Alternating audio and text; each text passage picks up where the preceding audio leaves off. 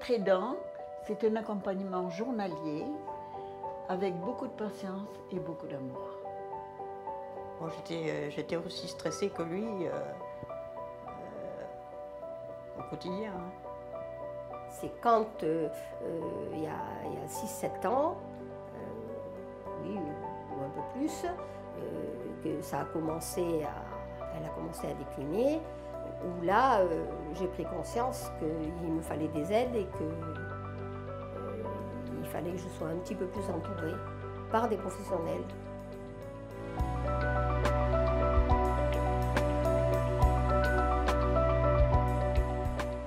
Un proche aidant est défini comme un membre de l'entourage non professionnel, un membre de la famille, un ami ou un voisin, qui soutient régulièrement un proche en raison d'un problème de santé ou d'un handicap. À l'occasion de la 5e édition de la Journée nationale des aidants, l'ESCAL, plateforme d'accompagnement et de répit des aidants de malades d'Alzheimer ou maladies apparentées, située au sein de l'Institut Éliomarin-Labenne dans les Landes, offre un regard sur la santé psychologique des aidants et sur l'importance des différents dispositifs d'aide et de soutien existants à leur rencontre. Aujourd'hui, 8,3 millions de personnes accompagnent un proche. L'aidant principal est dans 44% des situations le conjoint. 47% des aidants travaillent. 74% sont des femmes. Il fallait beaucoup en prendre et en laisser, mais bon, je gérais. J'étais un peu en déni. Je pensais que c'était pour les autres et pas pour moi. Mais j'ai dû me rendre à l'évidence. J'ai été mise devant le fait accompli, quoi. Que c'était vraiment ça et pas autre chose.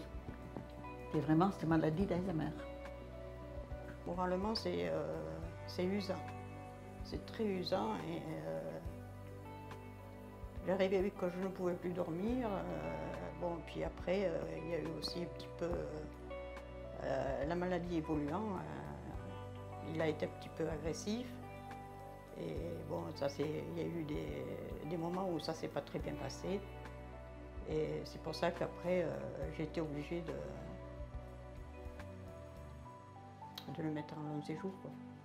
Ah, il y a des moments où je suis fatiguée, très fatiguée, physiquement et moralement. Bien sûr, il y a des moments de blues, il y a des moments de...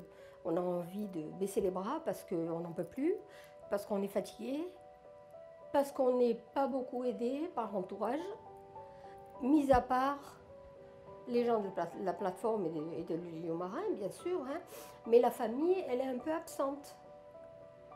On n'est pas beaucoup aidé. On est soutenu, mais c'est un soutien moral, c'est tout. Voilà. On n'ose pas demander parce qu'on a peur de déranger, parce qu'on a essuyé des refus 1 fois, 2 fois, 3 fois. Donc la 4e fois, on n'ose pas demander parce qu'on dit de toute façon, à quiconque on demandera, ça sera toujours non, on ne peut pas. Alors bon, mais on ne demande plus et on se débrouille. Ou avec des amis, parce que bien souvent, on trouve plus de la compréhension vis-à-vis des étrangers que vis-à-vis de notre propre famille.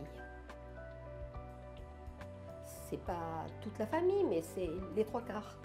Est-ce que c'est la maladie qui fait peur? Ça aussi, peut-être, Voilà, mais bon, il n'y a pas beaucoup de compréhension. La maladie d'Alzheimer et les maladies apparentées ne concernent pas seulement le malade. Elles se répercutent sur l'ensemble de la famille et plus particulièrement sur les aidants principaux, acteurs de soins les plus impliqués, dont la qualité de vie et l'état de santé peuvent se fragiliser. En général, le couple aidant-aidé arrive dans un état de souffrance assez importante, c'est-à-dire que l'aidant ne sait plus quoi faire, ne sait plus vers qui s'orienter. Et en général, il y a beaucoup de demandes sous-jacentes qu'il faut essayer d'analyser les besoins de chaque aidant pour essayer de leur proposer un projet le plus adapté possible et le plus personnalisé. Mon rôle est avant tout de l'écouter et d'évaluer d'où vient cette souffrance. Est-ce que c'est un épuisement physique puis psychologique? Est-ce qu'il y a déjà une dépression qui peut être installée? Est-ce que l'aidant est isolé, c'est-à-dire les enfants sont loin, les amis ont plus ou moins disparu, il y a un isolement social, voilà. Chaque cas est différent, mais mon rôle en tout cas en tant que psychologue, c'est déjà l'écoute. Première étape dans l'accompagnement. La mise en place de plateformes d'accompagnement et de répit pour les aidants de malades d'Alzheimer ou maladies apparentées fut l'un des axes forts du plan Alzheimer 2008-2012. De nombreux dispositifs d'aide et de soutien existent pour accompagner les aidants à mieux concilier leur vie d'aidant et leur santé. En tant que coordinatrice, mon rôle est d'orienter et de coordonner les actions des aidants qui ont un proche malade à domicile.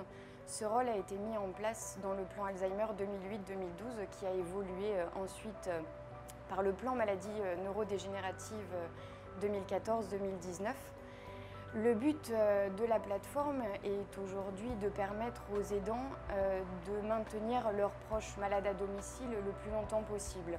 Justement, dans cette démarche, on propose un certain nombre d'actions et nous travaillons en partenariat avec certains dispositifs, un grand nombre de dispositifs qui sont présents sur le territoire des Landes.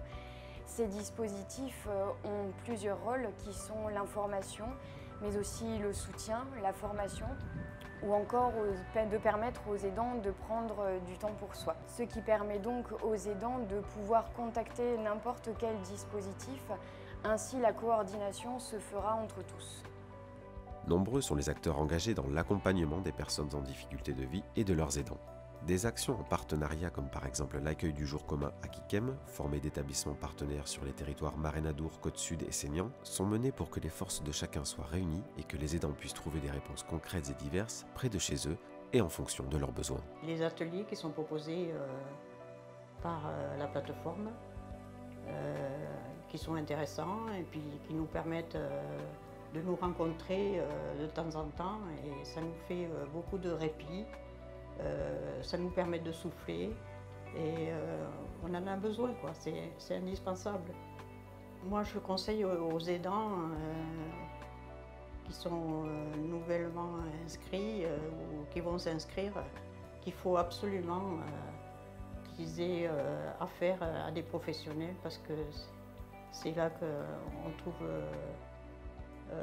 le réconfort et de l'aide vraiment moralement et tout ça. Il ne faut pas rester dans son coin, il faut en parler, il faut vraiment faire intervenir des professionnels, je trouve. La plateforme m'a vraiment apporté beaucoup. On a vraiment des moments de distraction et puis on a formé un petit noyau très important. On est soudés, nous avons les mêmes problèmes et tout ça, c'est très enrichissant et réconfortant, surtout. Je conseille à tous les accompagnants des malades de venir se faire aider et d'essayer de participer au maximum à toutes les activités qui sont vraiment très bénéfiques aux accompagnants, très bénéfiques.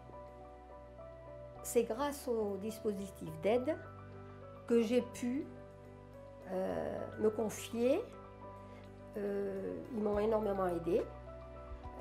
Je peux dire que j'ai rencontré une deuxième famille.